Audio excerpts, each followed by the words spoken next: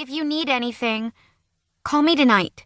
She started to make her way out of the kitchen, but she stopped halfway and turned back toward me.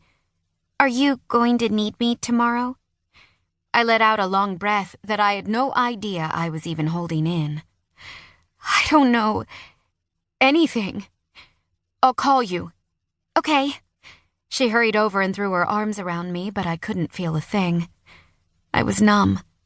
"I'm so sorry, Kacie." She let go and turned to walk out the front door, the floorboards creaking behind her as she went. My mind started replaying all the memories of the last 3 years with Zach, like a movie in my head, scene by scene. We'd met at a bonfire after a football game, and I knew that night that he was the boy I wanted to spend the rest of my life with. Or so I thought.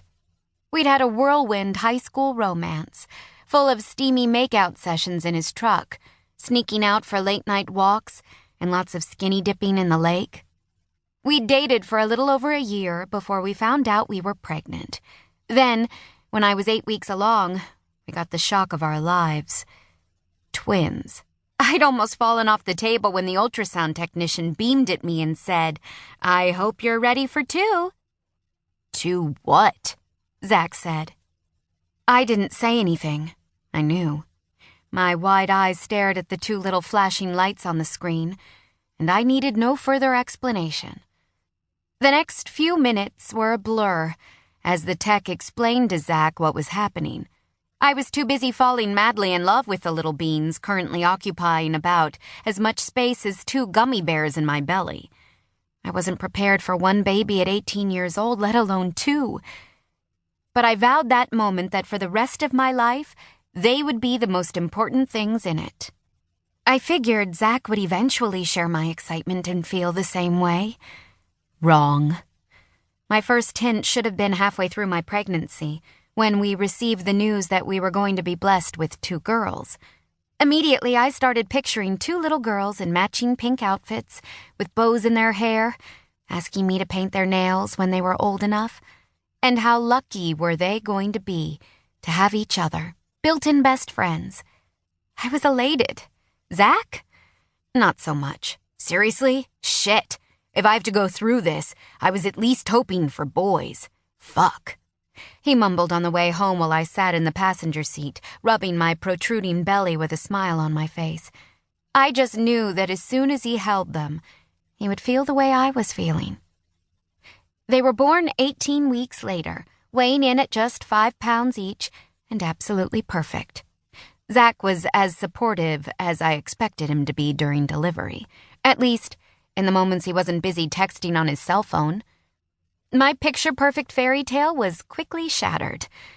Our first fight came when the girls were only 8 hours old. "You want to what?" I scowled at him. I could feel my face turning red with anger. "Calm down, Kacie. It's no big deal. The guys just want me to come out for a few drinks to celebrate becoming a dad." "But they were just born!" I hissed back at him, trying not to focus on my mom in the background shaking her disapproving head at him. "I was hoping you were going to stay here in the hospital. With us. I thought that was the plan." "Babe, I'll only be gone an hour or so. Then I'll come back and stay here with you tonight," he responded, flashing that megawatt smile that I swear got me pregnant in the first place. "We've waited 9 months to meet them. How can you leave now?"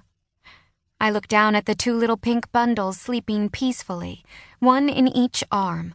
Tears started to well up in my eyes, but I was determined to keep them there. "Jesus, they're not going anywhere, Kacie. They'll still be here when I get back. I just want to see the guys, have a cigar, and celebrate, okay? Come on. Just for a little bit," he cooed, turning on the charm. "Then when I get back, it's just you and me and them.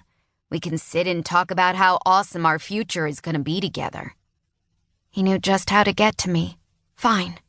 Just for a couple of hours. When you come back, you're here with me 100%, okay? No more phone, no more distractions, just us, right?" "Sure thing, babe," he said as he kissed my forehead. He was out the door before I could say anything else. I spent the rest of the evening trying not to make eye contact with my told you